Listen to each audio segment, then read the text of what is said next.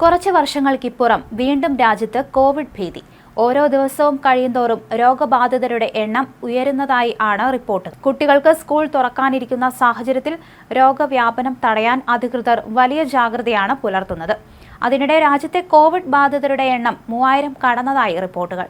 രാജ്യത്തെ active Covid കേസുകൾ 3395 ആയി. കേരളത്തിലാണ് ഏറ്റവും കൂടുതൽ ആക്റ്റീവ് കേസുകൾ ഉള്ളത്. 1336 ആക്റ്റീവ് കേസുകളാണ് കേരളത്തിൽ റിപ്പോർട്ട് ചെയ്തിരിക്കുന്നത്. കഴിഞ്ഞ 24 മണിക്കൂറിൽ കേരളത്തിൽ ഒരു കോവിഡ് മരണവും റിപ്പോർട്ട് ചെയ്തിട്ടുണ്ട്. രാജ്യത്താകെ 4 കോവിഡ് മരണങ്ങളാണ് കഴിഞ്ഞ 24 മണിക്കൂറിനുള്ളിൽ റിപ്പോർട്ട് ചെയ്തിരിക്കുന്നത്. ഇന്ന് രാവിലെ വരെയുള്ള കണക്കുകളാണിത്. രാജ്യത്ത് കോവിഡ് കേസുകൾ ഉയരുന്ന സാഹചര്യത്തിൽ സംസ്ഥാനങ്ങളിലെ ആശുപത്രികളിൽ വേണ്ട തയ്യാറെടുപ്പുകൾ നടത്തണമെന്ന് കേന്ദ്രം നിർദ്ദേശം നൽകി.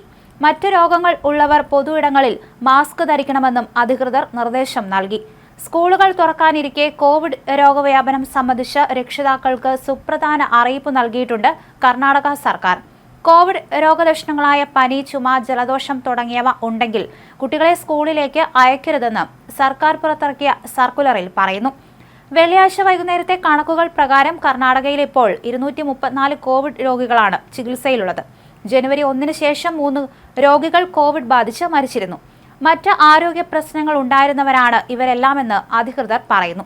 മനുഷ്യരും പക്ഷികളും ഉൾപ്പെടെയുള്ള സസ്തനികളിൽ രോഗമുണ്ടാക്കുന്ന ഒരു കൂട്ടം വൈറസുകളാണ് കൊറോണ വൈറസുകൾ.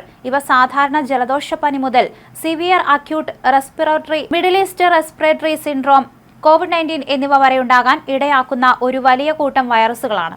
മനുഷ്യൻ ഉൾപ്പെടെയുള്ള സസ്തനികളുടെ ശ്വാസനാളിയെ ബാധിക്കുന്നു. ജലദോഷം, pneumonia, severe acute respiratory syndrome ഇവയുമായി ബന്ധപ്പെട്ട ഈ വൈറസ് ഉദരത്തെയും ബാധിക്കാം.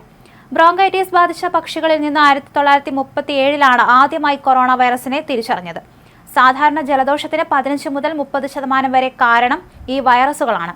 കഴിഞ്ഞ 70 വർഷക്കാലങ്ങളായി കൊറോണ വൈറസ് എലി, പട്ടി, പൂച്ച, ടർക്കി, കുതിര, പന്നി, കന്നുകാലികൾ ഇവയെ ബാധിക്കാമെന്ന് ശാസ്ത്രജ്ഞർ കണ്ടെത്തി. മൃഗങ്ങൾക്കിടയിൽ പൊതുവെ ഇത് കണ്ടുവരുന്നുണ്ട്. സൂണോട്ടിക് എന്നാണ് ഇവയെ ശാസ്ത്രജ്ഞർ വിശേഷിപ്പിക്കുന്നത്. അതായത് ഇത്തരം വൈറസുകൾ മൃഗങ്ങളിൽ നിന്നും മനുഷ്യരിലേക്ക് പകരുന്നവയാണ് എന്നർത്ഥം. എന്തായാലും രോഗവ്യാപനം ഇപ്പോൾ കൂടുതലാണ് എന്നാണ് പുറത്തുവരുന്ന റിപ്പോർട്ടുകളിൽ പറഞ്ഞിരിക്കുന്നത്. ഗുരുതര രോഗമുള്ളവരും അതുപോലെ തന്നെ ഗർഭിണികളും എല്ലാം തന്നെ മാസ്ക് ധരിക്കണം എന്നാണ് ആരോഗ്യവകുപ്പ് പുറത്തിറക്കിയ കുറിപ്പിൽ പറഞ്ഞിരിക്കുന്നത്. മാത്രമല്ല, ചെറിയ രോഗങ്ങളുള്ളവർ പോലും പൊതുസ്ഥലങ്ങളിൽ പോകുമ്പോൾ മാസ്ക് ധരിക്കണം. ആശുപത്രികളിലും മാസ്ക് നിർബന്ധമാക്കിയിട്ടുണ്ട്. ഇതുവരെ 4 കോവിഡ് മരണങ്ങളാണ് റിപ്പോർട്ട് ചെയ്തിരിക്കുന്നത്. അതായത് 24 മണിക്കൂറിനുള്ളിലാണ് ഈ 4 മരണങ്ങളും റിപ്പോർട്ട് ചെയ്തത്. ഇതിൽ 1 കേരളത്തിലാണ് നടന്നിരിക്കുന്നത്. അതേസമയം വരും ദിവസങ്ങളിലും ഇത്തരത്തിൽ കോവിഡ് കേസുകൾ ഉയരാനുള്ള സാധ്യതയും കൂടുതലാണ്. രാജ്യത്ത് കോവിഡ് കേസുകൾ ഉയരുന്ന സാഹചര്യത്തിൽ സംസ്ഥാനങ്ങളിലെ ആശുപത്രികളിൽ വേണ്ട തയ്യാറെടുപ്പുകൾ നടത്തണമെന്ന് കേന്ദ്രം നിർദ്ദേശം നൽകി.